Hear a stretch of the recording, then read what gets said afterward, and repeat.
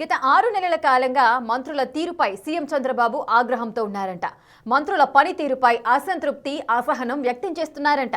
తాజాగా మంత్రుల తీరుపై టీడీపీ జాతీయ ప్రధాన కార్యదర్శి లోకేష్ ఆగ్రహం వ్యక్తం చేయడం చర్చనీయాంశంగా మారింది. వారి వ్యవహారంపై నెగిటివ్ ప్రచారం జరుగుతున్నా మంత్రుల తీరులో మార్పు రావటం లేదంట. అసలు వారి తీరేంటో, దానికి కారణమేంటో అధిష్టానానికి అంతుపట్టడం లేదట.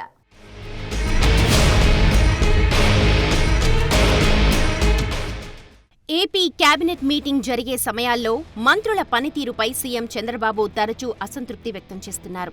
ఇప్పటివరకు వారి శాఖపై ఏమాత్రం పట్టు సాధించలేని పరిస్థితి నెలకొందని, పేదలకు ప్రభుత్వం అందిస్తోన్న సంక్షేమ పథకాల్ని ప్రజల్లోకి తీసుకువెళ్లడంలోనూ, ప్రతిపక్షం నుంచి వచ్చే విమర్శలను గట్టిగా తిప్పికొట్టడంలోనూ మంత్రుల ఇన్వాల్వ్మెంట్ సరిగా ఉండడం లేదన్న భావనలో సీఎం ఉన్నారన్న గుసగుసలు వినిపిస్తున్నాయి. అటు పార్టీ కార్యక్రమాల్లో యాక్టివ్గా మంత్రులు పాల్గొనలేకపోతున్నారు అన్న చర్చ పార్టీ నేతల్లో ఉందట. సగం మంది మంత్రులు హైదరాబాద్, వైజాగ్, బెంగళూరులకు షటిల్ సర్వీస్ చేస్తున్నారు అన్న విమర్శలున్నాయట.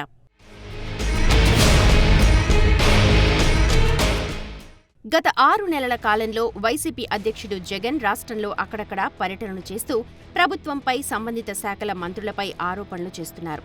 అయినప్పటికీ ఆ శాఖలకు సంబంధించిన మంత్రులు కానీ, మిగిలిన వారు కానీ వైసీపీ నేతల నుంచి జగన్ చేస్తున్న విమర్శలకు కౌంటర్ ఇవ్వడంలో విఫలమవుతున్నారు అన్న చర్చ టీడీపీలో నడుస్తోందట. ఈ విషయమై ప్రతి కేబినెట్ భేటీలోనూ మంత్రుల పనితీరుపై సీఎం చంద్రబాబు అసంతృప్తి వ్యక్తం చేస్తూనే ఉన్నారు.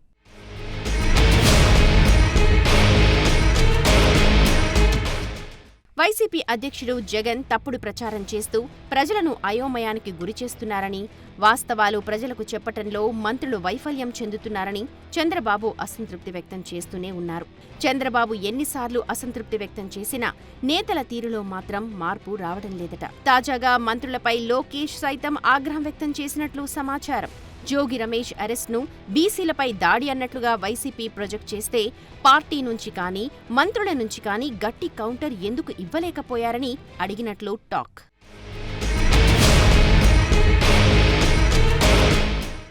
ప్రతిపక్షంగా వైసీపీ చేస్తున్న ఆరోపణలను మంత్రులు లైట్ తీసుకుంటున్నారు అన్న ఫీలింగ్లో ఉన్న నాయకత్వానికి టీడీపీ ప్రతిష్టాత్మకంగా తీసుకున్న గ్రీవెన్స్ సెల్ని కూడా ప్రజాప్రతినిధులు పట్టించుకోవడం లేదన్న చర్చ నడుస్తోందట. ప్రజా దర్బార్ విషయంలో నారా లోకేష్ కూడా సీరియస్ అయినట్లు చెప్తున్నారు. ప్రజా దర్బార్ను గాలికి వదిలేశారని ఆగ్రహం వ్యక్తం చేసిన యువనేత అసలు చాలా నియోజకవర్గాల్లో ఎమ్మెల్యేలు గ్రీవెన్స్ సెల్ నిర్వహించడం లేదు అని మండిపడ్డారట. ఇటీవల పార్టీ కేంద్ర కార్యాలయంలో ప్రజా దర్బార్ నిర్వహించిన లోకేష్ ఆ ప్రజా దర్బార్కు వేల సంఖ్యలో ప్రజలు రావడంతో ఆశ్చర్యం వ్యక్తం చేశారట. సుమారు 5 గంటల పాటు సమస్యలు విని అసలు ఎందుకు ఇంతమంది సమస్యలతో పార్టీ కార్యాలయానికి వచ్చారంటే నియోజకవర్గంలో పరిస్థితి ఎలా ఉందో అర్థమవుతోందని ఆగ్రహం వ్యక్తం చేశారట. ఇకపై నియోజకవర్గాల్లో మంగళగిరి పార్టీ కేంద్ర కార్యాలయంలో ప్రజా దర్బార్ నిర్వహించాల్సిందేనని ఆదేశాలిచ్చినట్లు తెలుస్తోంది. పార్టీ కార్యాలయంలో ప్రజా దర్బార్కు మంత్రులు తప్పకుండా హాజరు కావాలని ఆదేశాలు జారీ చేశారట. ఈ క్రమంలో నియోజకవర్గంలో ఎమ్మెల్యేలు, రాష్ట్ర స్థాయిలో మంత్రులు ప్రజా సమస్యలను పట్టించుకోవడం లేదా అన్న చర్చ మొదలైందట. మరోవైపు వైసీపీ చేస్తున్న విమర్శల్ని ధీటుగా ఎదుర్కొనలేకపోవడం మంత్రుల వైఫల్యంగా మారిందన్న టాక్ గట్టిగా వినిపిస్తోంది. 2014-2019 మధ్య కూడా వైసీపీ చేసిన ప్రచారాన్ని ధీటుగా ఎదుర్కొనలేకపోవడం వల్లే 2019 ఎన్నికల్లో ఓటమి చెందిందంటూ అధిష్టానం భావిస్తోంది అన్న చర్చ కూడా పార్టీ నేతల్లో ఉందట.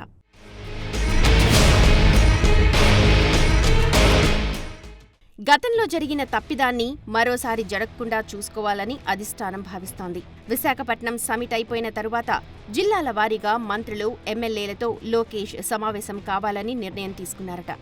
ప్రతిపక్ష పార్టీ చేసే ప్రతి విమర్శకి సంబంధిత జిల్లా నుంచైతే జిల్లా మంత్రులు, ఎమ్మెల్యేలు, రాష్ట్ర స్థాయిలో అయితే ఆ శాఖ మంత్రి ప్రభుత్వ అధికారులతో వెంటనే రిప్లై ఇప్పించాలని ఆలోచిస్తున్నారట.